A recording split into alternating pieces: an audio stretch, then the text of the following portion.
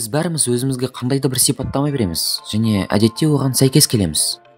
Мысалы, егер сіз өзіңізді консервативті немесе ұялшақ адам ретінде анықтасаңыз, мен сіздің қалай қозғалатыныңызды, қандай қимылдар мен мимикаңыздың болатынын алдын ала болжай аламын.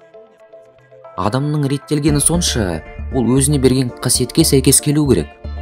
Мысалы, сіз ұялшақ және қарапайым адам екеніңізді айтсаңыз, сіз үнемі әлемнен жасырғыңыз келетін жағдайларға тап боласыз. Егер сіз өміріңізді өзгерткіңіз және өзіңізді өзгерткіңіз келсе, ұмытыңыз мұның барлығын. Сызып тастаңыз. Бұл ұялшақ сөзін сипаттамаңыздан алып тастаңыз.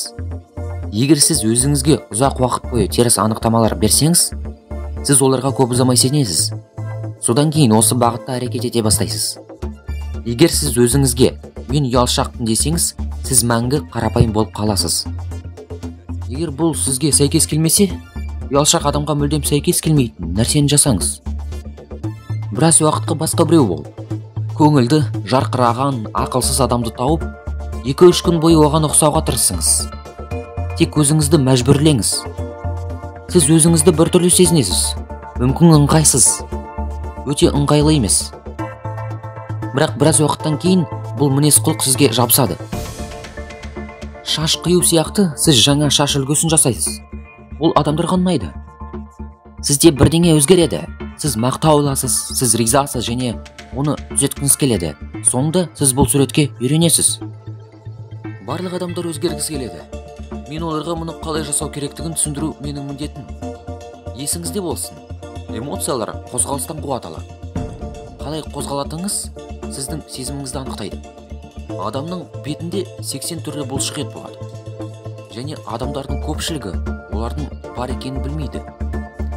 Бірдей мимика сол эмоцияларды тудырады. Ал сіздің өміріңізде ештеңе өзгермейді.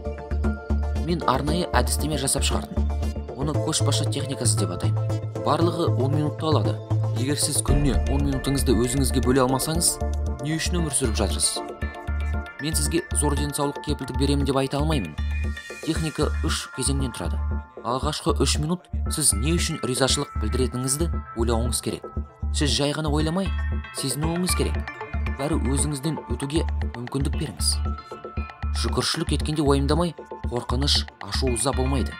Қорқыныш пен ашу қарым-қатынаста, бизнесте және жалпы өмірде ең нашар кеңесшілер. Білесіз бе, бәрі бақытты болғысы келеді, бірақ адамдар өмірінің көп бөлігін бір нәрсені уайымдаумен немесе біреуге ашуланумен өткізеді. Олар өздерінің күйзелістеріне және қорқыныштарына тоқтайды. Тең тас жол оларды бірден күйзеліске ұшыратады. Бірақ бақытымызға орай, олар тар орамды жолмен жүру керек. Маған ризашылық жүктеледі. Бұл менің эмоционалды күйімді тамақтандырады. Бұл сіздің өміріңізге үлкен өзгеріс әкелуі мүмкін. Осы 3 минутта мен өзімнің отбасым және балаларым туралы ойлап, олар үшін дұға етемін. Соңғы 3 минутта мен болашақта қол жеткізуім керек ең маңызды жетістік туралы ойлаймын. Мен оларды қол жеткізіп қойғандай ұсынамын. Міне менің 10 минутым. Көптеген адамдар не айтса да, олар өз қабілеттеріне сенеді. Олардың көзқарасы олардың әрекеттеріне әсер етеді. Ал бұл өз кезегінде нәтижеге әсер етеді. Ал нәтиже олардың өзін-өзі тануына, өзіне деген сенімділігіне әсер етеді. Және тағы да шеңберде. Мысал келтірейік. Адамның шексіз әлеуеті бар, және біз бәріміз бұған келісеміз. Бірақ ол өз табысы үшін көп жұмыс істемейді, және нәтиже оны таң қалдырмайды. Өйткені ол өзіне көп сенбейді. Жоқ, менің қолымнан ештеңе келмейтіні екіталай, бірақ басқа адам табысқа жетеді. Өйткені ол өте әдемі және шашы әдемі. Бұл кісінің ойы осы. Оның басына не бір былық бар. Міне, құлық бар. Егер сіз өзіңізге сенбесеңіз, әрекет етпейсіз. Барлығы логикалық. Аз сенім, аз әрекет және нәтижесі қандай болады? Аянышты және ұсақ түйек. Өкінішті нәтиже. Бірақ сеніммен не болады? Мен саған айта алмаймын. Мұның бәрі босқа кеткен уақыт. Шеңбер жабық. Өзін-өзі бағалау 0-ге тең. Нәтиже 0-ге тең. Сіз ештеңеге қол жеткізген жоқсыз. Бұл тұйық шеңбер. Адам одан ары қарай қашып құтыла алмайды. Өз болмысын улап, қиналады. Жағдайды қалай өзгертуге болады? Темір бетон секілді сенімділікке ие болыңыз. Сізбен бірге баратын жеріміз болмаған кезде бәрі сәтті болды. Біз барлық көпірлерді өртеп жібердік және шығуға жол жоқ. Біз барып әрекет етуіміз керек еді. Және бұл үшін өзімізге сену керек еді. Өзіңізге сеніңіз және жағдайдан шығудың жолын көрмесеңіз де, оны өзіңіз жасаңыз. Егер сіз өз мүмкіндігіңізде сенімді болсаңыз, сіз бұқаның мүйізінен ұстап әрекет етесіз. Сіздің әрекеттеріңіз әсерлі нәтижелерге әкеледі, және бұл сіздің өзіңізге деген сеніміңізді одан әрі нығайтады. Қараңызшы, мен қандай тамашамын. Мен мұны істей алатынымды білдім. Көбірек сенім, көп әрекет, жақсы нәтиже, ең соңында одан да көп сенім. Осылайша сіз аптасына $300-дан 5 күнде 25 мыңға, сосын айына 100 мыңға, содан кейін күніне миллионға жетесіз. Импульс өте маңызды. Сондықтан байлар байиды, ал кедейлер кедейленеді. Мен айтатын, мұның бәрі бос сөз. Мен тек көп жұмыс істеймін. Қазіргіден де көп жұмыс істеймін. Мен мұның бәрін жасап көрдім. Елестетіп көріңізші. Саудагер өз тауарларын ұсынып, әр есіктің босағасынан қаға бастайды. Сонда не болады? Олар оны әрине тепкілейді. Ол сендірмейтін болады. Өйткені оның өзі бәрі жақсы болатынына сенбейді. Оның беті басқаша айтады. Барлығы мимика, жүріс-тұрыс, ишара оның өзіне сенбейтін көрсетеді. Олар тек аяушылықтан басқа одан тауар сатып ала алмайды. Ол балаларын тамақтандырады, бірақ ол үлкен нәтижеге жете алмайды. Сонымен, жетістікке жетудің кілті бүкіл әлем қарсы болған кезде өзіңізге қалай сену керек? Сіз жүресіз, тырысасыз, жұмыс жасайсыз, бірақ ештеңеге қол жеткізе алмайсыз ба? Қалай жалғастыру немесе бермеу керек? Басқа адамға бұл қалай болды? Бәлкім біз мұны бейсаналық жасадық. Бұл әлеует туралы емес, бізде ол бұрыннан бар еді. Әрекетте емес, біз қол қусырып отырмадық. Мақсатымызға жеткендей болғандай, күнде елестететінбіз. Егер сіз өміріңізді өзгерткіңіз келсе, физиологияңызды өзгертіп, назарыңызды аударуыңыз керек. Айтпақша, оларды қаншалықты тез өзгертуге болады? Сіз мұны қаншалықты жылдам жасай аласыз? Сіз мұны жүрегіңіздің екі суығы арасында жасай аласыз? Иә, солай жылдам. Бір сұраққа жауап бер, тек адал жауап бер. Өзіңе өтірік айтпа.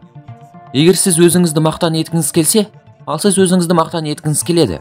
Барлық адамдар мұны қалайды. Сіз шынымен немен мақтан аласыз? Қарапайымдылықтың қажеті жоқ. Сіздің өміріңізде мақтаныш сезім тудыратын не? Сіздің балаларыңыз, денсаулығыңыз, фигураларыңыз, сіз шеше алған мәселелер. Олардан қашпай, алдынан шығып, шешіп алдың. Сіз дәл қазір өміріңізде немен мақтанасыз?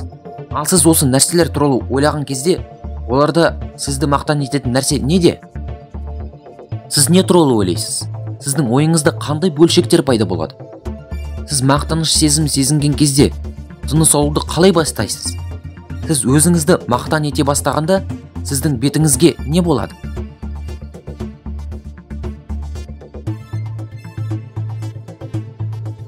Ал сіздің сезімдеріңіз қандай? Енді өміріңіздің басқа саласы туралы ойлаңыз. Тағдырға не үшін алғыс айта алатыныңызды ойлаңыз. Егер сіз ризашылығыңызды сезсеңіз, не үшін ризасыз? Сіз не үшін шын жүректен рахмет айтасыз? Алғыс айтқан кезде не нәрсеге көңіл бөлесіз?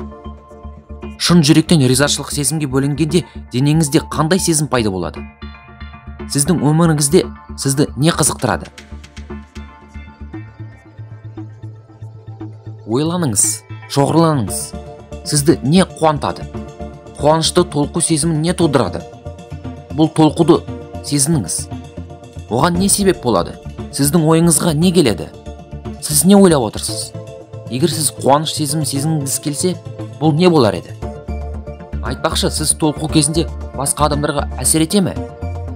Я немесе жоқ? Әртүрлі сұрақтарға. Егер сіз оларды бірнеше рет қайталасаңыз, сіз әртүрлі жауап бересіз.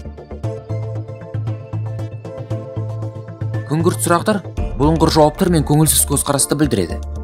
Неліктен менің басымнан жаман нәрселер болады? Шындығында бұл мүлдем жоқ, бірақ сіздің миыңыз компьютер сияқты жұмыс істейді. Ол сұраққа жауап береді және сіздің шындықты бағдарламалайды. Неліктен мен салмақ жоғалта алмаймын? Сіз салмақ жоғалта аласыз, бірақ сіздің сұрағыңыз сіздің шындықты бағдарламалайды. Соңында сіз шынымен салмақ жоғалта алмайсыз. Күңгірт сұрақтарды не тудырады? Дұрыс, сұмдық жауаптар. Жақсы сұрақ қойыңыз, жақсы жауап алыңыз. Ойыңызды өзгерткіңізді қалаймын. Өзіңізге дұрыс сұрақтар қойыңыз. Сіздің назарыңызды басқарудың ең күшті жолы сұрақтар қою. Өзіңізге дұрыс сұрақтар қоюды әдетке айналдырыңыз. Сонда сіздің өміріңіз өзгереді. әрекетті тудырады. Егер сіз күйіңізді өзгерткіңіз келсе, мантраны қолданып көріңіз. Мен бақыттымын. Бірақ сіздің миыңыз қарсы болады, өйткені сіз шынымен бақытсызсыз. Бірақ егер сіз өзіңіздің денеңіздің қозғалысын, жүріс-тұрысыңызды, дауысыңызды, бет-әлпетіңізді түбегейлі өзгертсеңіз, бүкіл биохимияңыз өзгереді. Бұл әзіл емес, сіздің денеңізде басқа химиялық қосылыстар пайда болады. Бірінші анықтау, екінші себепке адалдық, үшінші әрекет етуге дайын болу. Сіздердің кейбіреулеріңіз бұрыннан табандылық күйін таптыңыз. Сіз сәттілік толқынын ұстап, дұрыс көзқарасты сезіне алдыңыз. Бірақ шешімді сезіну тек алғашқы қадам. Нәтижеге жетуге деген табандылық пен әрекетке дайын болу жауынгерді шайқасқа дайындаумен бірдей. Барып төбелесуге дайынсың. Қорықсаң да өз-өзіңді зорлайсың. Іске адалдық сіздің жолыңыздағы барлық қиындықтарға қарамастан тынымсыз қадамдап мақсатыңызды жүзеге асыруға ұмтылуға мүмкіндік береді. Саған не болса да, сен алға ұмтыласың.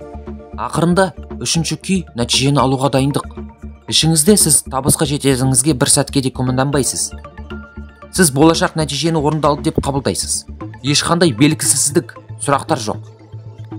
Сіз өзіңізді батыл, тынымсыз және істі орындауға дайын сезінген кезде не істеу керек? Сіз дереу әрекет етуіңіз керек. Әрекет бұл панацея. Қайталап айтамын, панацея. Егер сіз дәл қазір қиын кезеңдерді бастан өткеріп жатсаңыз, отбасыңызбен қарым-қатынасыңыз көңілсіз болса, қаржылық қиындықтарға тап болсаңыз, немесе сіздің физикалық жағдайыңыз сізді қуантпайтын болса, немесе бизнесіңіз қалған нәрседен арылса, әрекет. Тек әрекет шешуші және жігерлі сізді тығырықтан алып шығады. Ол жұмыс істемесе, көзқарасыңызды өзгертіңіз. Жұмыс істемейді, тактиканы өзгерт. Әрекеттеріңізді өзгертіңіз. Басқа нәрсені байқап көріңіз. Бірақ әрекетіңізді тоқтатпаңыз. Үнемі қадам басып алға ұмтыл. Сіз бәрін жақсы жаққа өзгерте аласыз. Өйткені әрекеттер нәтижеге жеткен қозғалу импульсін береді. Егер сіз барынтаңызбен орындайтын жұмысты тапсаңыз, сіз үнемі керемет энергияны сезінесіз. Ал бұл мемлекет ешқайда кетпейді. Бірақ сіз бұл импульсті психикалық күйіңізбен үнемі тамақтандыруыңыз керек. Еңбегіңмен күйсең, өмірің өзгереді. Іс әрекетке деген жігеріңізді сезініңіз. Бұл сіздің өміріңізде маңызды рөл атқарады. Ал сіз шешімді эмоционалдық түрде жоғары күйде ғана сезіне аласыз. Егер сіз шаршаған күйзеліске ұшырасаңыз, одан жақсы ештеңе шықпайды. Ал мен не істеу керектігін білмеймін дейсіз. Егер ол орындалмаса ше? Егер сіз өзіңізді дұрыс көзқарассыз, құмарлықсыз, ішіңіздегі осы жетексіз шешімді сезінуге тырыссаңыз, ештеңе нәтиже бермейді. Сіз импульсті өлтіресіз. Сіз жетістікке қарай қозғалыс векторын өлтіресіз. Дұрыс көзқарассыз сіз қалаған нәтижеге жете алмайсыз. 3 шартты есте сақтаңыз.